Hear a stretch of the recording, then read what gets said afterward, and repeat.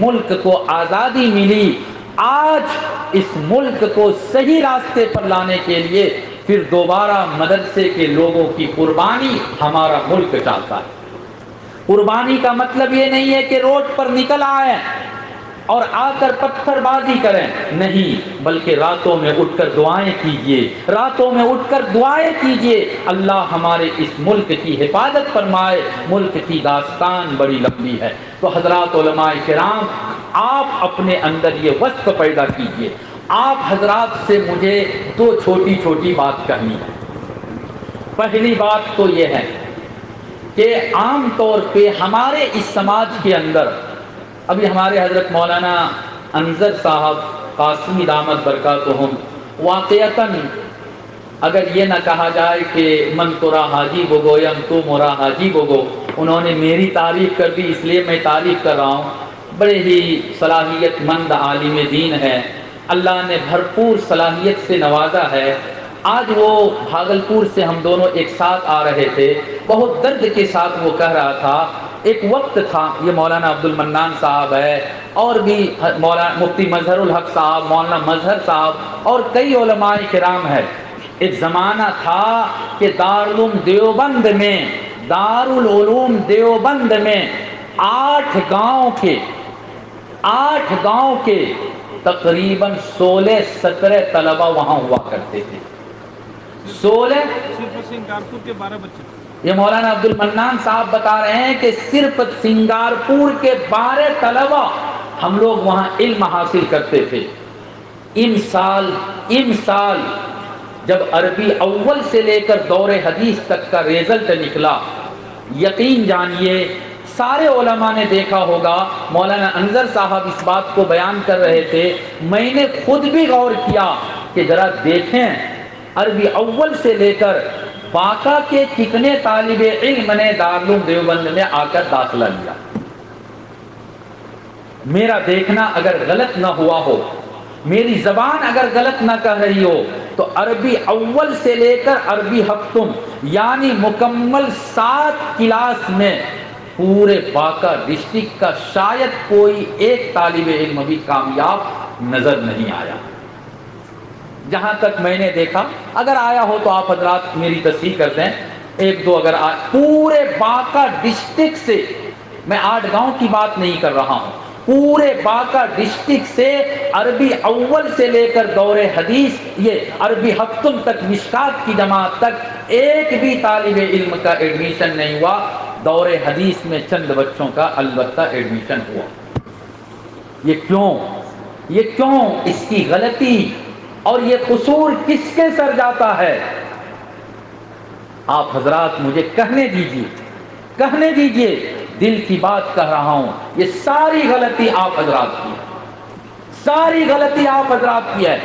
علماء بیان کرتے ہیں مدرسوں میں تعلیم دلوائیے، اپنے بچے کو حافظ بنائیے، ماشاءاللہ آپ حضرات عمل کرتے ہیں، مدرسے میں داخلہ دلاتے ہیں، باہر اپنے بچوں کو پڑھنے کے لیے بھیج دیتے ہیں، کسی طرح سے حافظ بن گیا، 15-16 سال کی عمر ہو گئی، چلنے کے لائق ہو گیا، سفر کرنے کے لائق ہو گیا، اور آپ اپنے بیٹے سے یا تو ان کے کہنے پر یا خود بخود آپ اتنا محتاج ہو جاتے ہیں کہ بیٹا اور پڑھنے کی کیا ضرورت ہے، میں بوڑھا ہو چکا ہوں، میں کام نہیں کر سکتا۔ جاؤ، بہت سے علماء مدراس میں کام کرتے ہیں، بہت سے علماء حیدرآباد میں ٹیوشن پڑھاتے ہیں۔ کام کرنا، ٹیوشن پڑھانا، میں اس کو قطعاً غلط نہیں کہہ رہا ہوں، میں غلط اس بات کو کہہ رہا ہوں کہ آپ اپنے بچے کو عالم بنانا اب گوارا نہیں کرتے ہیں۔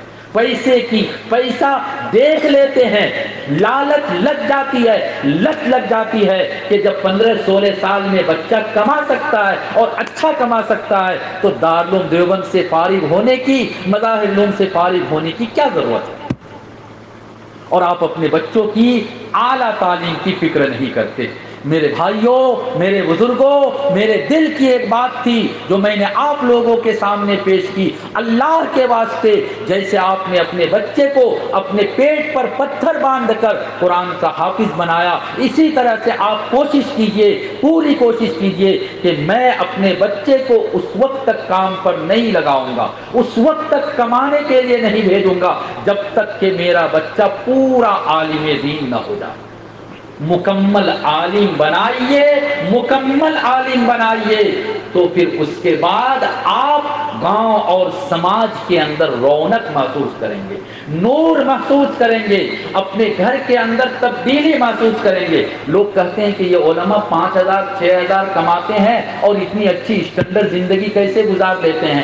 میں 2-3 عمل آپ لوگوں کو بتلا دوں، آپ لوگ بھی کیجیے گا، انشاءاللہ آپ لوگوں کی زندگی بھی اسٹینڈرڈ ہو جائے گی۔ نمبر ایک، پہلے کئی سال پہلے میں نے یہ بات ایک کتاب میں پڑھی تھی، حضرت مولانا اشرف علی تھانوی رحمۃ اللہ علیہ کے حوالے سے، لیکن اصل کتاب مجھ کو نہیں ملی اور میں ریفرنس تک نہیں پہنچ سکا، اس لیے میں اپنی تقریر میں یا وعظ میں بیان نہیں کرتا تھا۔ ابھی چند ماہ پہلے پیر ذوالفقار صاحب جو پڑوسی ملک کے بڑے بزرگ ہیں، ان کی تقریر میں میں نے اس بات کو سنا، اور اتفاق ایسا کہ رمضان سے پہلے میں دبئی گیا ہوا تھا، تو وہاں پیر ذوالفقار صاحب پہنچے ہوئے تھے، میں حضرت سے جا کر ملا اور میں نے جا کر حضرت سے اس بات کی تصدیق چاہی۔ میں نے کہا کہ حضرت آپ نے یہ بات بیان کی ہے، کیا واقعتاً یہ بات ہے؟ وہ بات کیا ہے؟ حضرت نے تصدیق کی اور کہا بالکل صحیح ہے۔ میرے مسلمان بھائیوں سنو، عمل کی نیت سے سنو۔ کتابوں میں لکھا ہے کہ جو آدمی فجر کی نماز، دھیان سے سنیے گا، کہیں ایسا نہ ہو کہ آج کی تقریر اور آج ہی اس پر عمل نہیں، اگر پورا عمل نہیں تو آدھا تو ضرور آج ہو سکتا ہے۔ جو آدمی فجر کی نماز سنت اپنے گھر میں پڑھے اور فرض مسجد میں آ کر پڑھے، گھر میں وضو کیا، 2 رکعت سنت گھر میں پڑھ لی اور فرض 2 رکعت مسجد میں آ کر پڑھے، کتابوں میں لکھا ہے کہ اللہ کی طرف سے ان کو 3 انعام ملے گا۔ یہ جو علماء کرام ہیں، ان کا کرتا اتنا اچھا، ان کے رہن سہن کا انداز اتنا اچھا یوں ہی نہیں ہے، اس طرح کی چھوٹی چھوٹی بات پر بھی عمل کرتے ہیں۔ تو حضرت نے فرمایا نمبر 1، میں نے کیا کہا؟ جو آدمی فجر کی سنت گھر میں پڑھے اور فرض مسجد میں آ کر امام کے پیچھے ادا کرے، اللہ کی طرف سے 3 نعمتیں ان کو ملیں گی۔ نمبر 1، اللہ ان کی غربت کو دور کرے گا۔ سبحان اللہ کہیے بھائی، اللہ ان کی غربت کو دور کرے گا، ان کے کاروبار میں برکت عطا فرمائے گا۔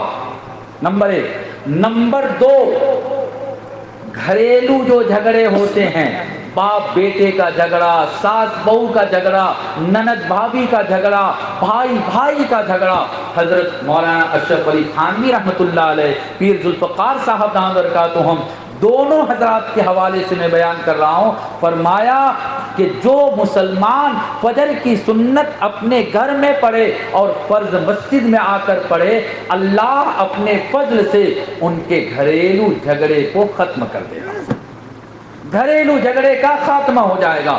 اور تیسری جو نعمت ملے گی وہ تو تمام نعمتوں سے بڑھ کر حضرت نے فرمایا کہ تیسری نعمت یہ ملے گی کہ مرنے کے وقت ہر مسلمان کی پہلی اور آخری خواہش یہ ہوتی ہے کہ اللہ زندگی تو گناہوں میں گزر رہی ہے، لیکن اے اللہ مرنے کے وقت کلمہ ضرور نصیب کیجیے گا، ایمان پر اللہ موت دیجیے گا۔ حضرت نے فرمایا جو یہ عمل کرے گا موت کے وقت ان کو کلمہ نصیب ہوگا۔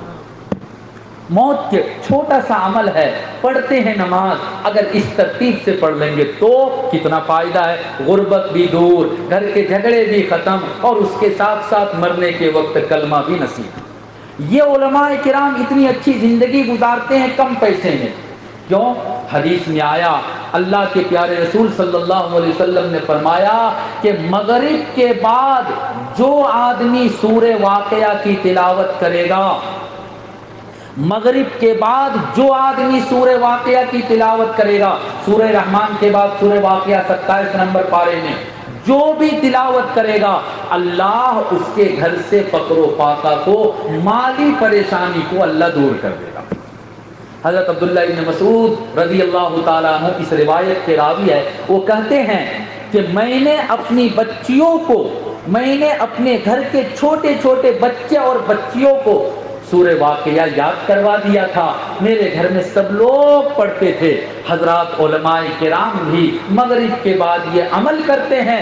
اسی بنیاد پر اللہ کا فضل ہوتا ہے اور اللہ علماء کی تنخواہ کم ہونے کے باوجود غربت اور فقر و فاقہ ان کے گھر سے دور کر دیتا ہے۔ آپ لوگ بھی عمل کیجئے، آپ لوگ بھی عمل کیجئے۔ اور اگر اتنا نہیں کر سکتے ہیں، حضرت مولانا اشرف علی تھانوی رحمۃ اللہ علیہ کے خاص ان کے مرید اور خلیفہ محی السنہ حضرت مولانا ابرار الحق صاحب رحمۃ اللہ علیہ، ان کی ایک بات بتا کر میں اپنی بات ختم کر رہا ہوں۔ حضرت نے فرمایا کہ جس ادارے میں، جس مدرسے میں، جس گھرانے میں 3 چھوٹی چھوٹی باتوں پر عمل ہونے لگے، اللہ ان کے گھر سے غربت کو، تنگ دستی کو، مالی پریشانی کو، فقر و فاقہ کو دور کر دے گا۔ وہ چھوٹی چھوٹی 3 بات ہے۔ نمبر 1، تصحیح قرآن۔ تصحیح قرآن، قرآن پڑھیے اور بالکل صحیح پڑھیے۔ وہ جو بچپن میں سیکھ لیا تھا کسی سے، الحمدللہ رب العالمین ہمارے مالک، یہ نہیں چلے گا۔ بالکل حروف کی ادائیگی کے ساتھ پڑھنے کا اہتمام۔ تصحیح قرآن، قرآن کو صحیح پڑھیے، نمبر 1۔ نمبر 2، تعظیم قرآن، قرآن کی عزت کیجیے۔ ہمارے اور آپ کے سماج میں قرآن کی عزت ہے، کیا ہے؟ اگر کسی وجہ سے اوپر سے قرآن گر جائے تو امی دادی بولتی ہے کہ بیٹا قرآن اوپر سے گر گیا، ترازو کے ایک پلڑے میں قرآن رکھو اور ایک پلڑے میں چاول رکھو اور وہ چاول غریبوں کو دے دو، قرآن کی عزت ہو گئی۔ میرے بھائیوں، یہ کوئی شریعت کا حکم، شریعت کا مسئلہ نہیں ہے۔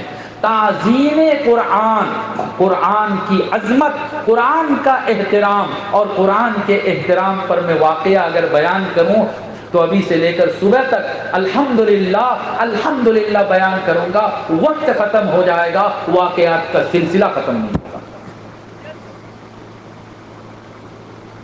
قرآن ہمارے گھر میں ہے، ہم پہنتے ہیں 300 روپے میٹر کا کپڑا، قرآن کے اوپر جو کور اور بستہ لگاتے ہیں، کوئی ساڑی پھٹ گئی تو اس کا بستہ قرآن میں لگا دو، کرتا پھٹ گیا وہ بستہ قرآن میں لگا دو، وہ کپڑا قرآن میں لگا دو۔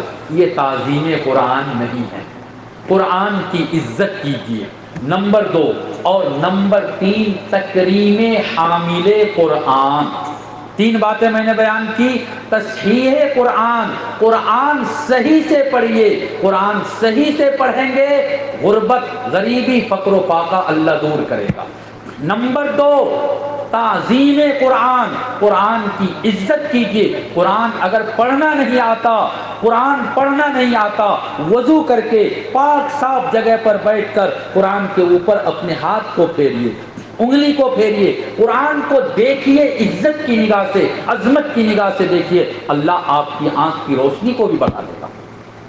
اور تیسرا کام میں نے بتلایا، تکریم حامل قرآن، جو قرآن والے ہیں، عالم ہیں، حافظ ہے، علماء ہے، حفاظ ہے، قرہ ہے، ان کی عزت کیجیے، ان کی عزت کیجیے۔ اگر کسی کے اندر تھوڑی سی غلطی نظر آ جائے، تھوڑی سی غلطی نظر آ جائے، مولوی کیسا ہے، دیکھو وہ کرکٹ کھیل رہا ہے، ارے اللہ کے بندے وہ بھی تو کسی کا بیٹا ہے، آپ جب چھوٹے تھے تو آپ بھی تو کرکٹ کھیلا کرتے تھے۔ اس کے کہنے کا مطلب یہ نہیں کہ علماء جا کر کرکٹ کا ایک ٹیم بنا لے، نہیں کھیلنا ہے، پرہیز کرنا ہے، لیکن اگر کوئی چلا جائے تو اس کے اوپر انگلی اٹھانا۔ مولانا عبد المنان صاحب نے مدرسہ بنا لیا، مولانا کیا ضرورت تھی مدرسہ بنانے کی، مصباح العلوم کا چندہ کہاں سے آئے گا، مصباح العلوم کیسے چلے گا؟ مصباح العلوم اس وقت بھی چلتا تھا جب مصباح العلوم کا بجٹ 1 لاکھ بھی نہیں ہوتا تھا۔ مولانا یاسین صاحب، امسال آپ کا بجٹ کتنا ہے بھائی؟ 34 لاکھ بجٹ ہے، اور الحمدللہ وہ بجٹ اللہ آپ لوگوں سے پورا کروا رہا ہے، اور ماشاءاللہ بلڈنگ پہ بلڈنگ بھی اللہ بنوا رہا ہے۔ بھائی کام کے راستے کھولو، کام کے طریقوں کو کھولو، اس کے بعد اللہ تعالیٰ کام کی تکمیل کرانے والی ذات اللہ کی ذات ہے۔ آج یہ مدرسہ بنا، میں تو یہ کہوں گا سب کے بیچ میں کہوں گا، حضرت مولانا محسن صاحب، آپ اگرچہ باہر رہتے ہیں، باہر رہنے کے باوجود آپ گاؤں میں الحمدللہ بہت وقت دیتے ہیں۔ علماء کرام سے مشورہ کیجئے، اور آپ اپنی مسجد کے بغل میں اگر اللہ نے آپ کو زمین دے رکھی ہے تو نہیں دی ہے، خریدیے اور وہاں لڑکیوں کا باضابطہ مدرسہ قائم کیجیے۔ ہماری بچیاں عالمہ کیوں نہیں بن سکتی؟ ہماری بچی ڈاکٹر کیوں نہیں بن سکتی؟ ہماری بچی IAS آفیسر کیوں نہیں بن سکتی؟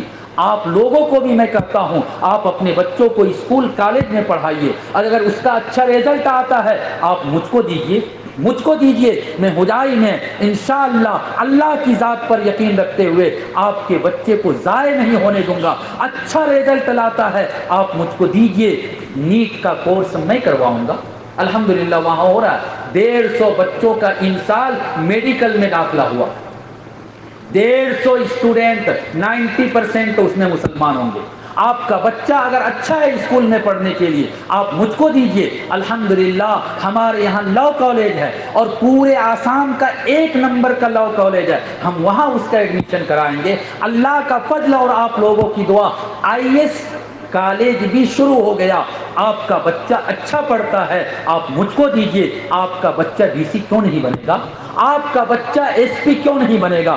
ضرور بنے گا، لیکن ضرورت ہے اس کی کہ 15-16 سال عمر ہو جائے اور اس کو حیدرآباد بھیج دو، مدراس بھیج دو، احمد آباد بھیج دو۔ اس عادت کو ختم کیجئے۔ میری بات اگر کسی کو بری لگی، میں نے کسی ایک کو ٹارگٹ کر کے نہیں، میں آپ کا بچہ ہوں، آپ کا ساتھی ہوں، آپ کا بھائی ہوں۔ اپنے گاؤں سماج کو آگے بڑھتا ہوا کون نہیں دیکھنا چاہتا؟ میں ہر زمانے میں، پڑھائی کے زمانے سے لے کر آج تک اللہ حاضر و ناظر ہے، میں نے یہ چاہا اور آپ لوگوں کو بار بار میں نے کہا آگے بڑھیے، تعلیم کے میدان میں آگے بڑھیے۔ تعلیم کے بغیر آج کسی قوم کا وجود نہیں، پڑھیں گے آپ کا وجود رہے گا۔ وآخر دعوانا الحمدللہ۔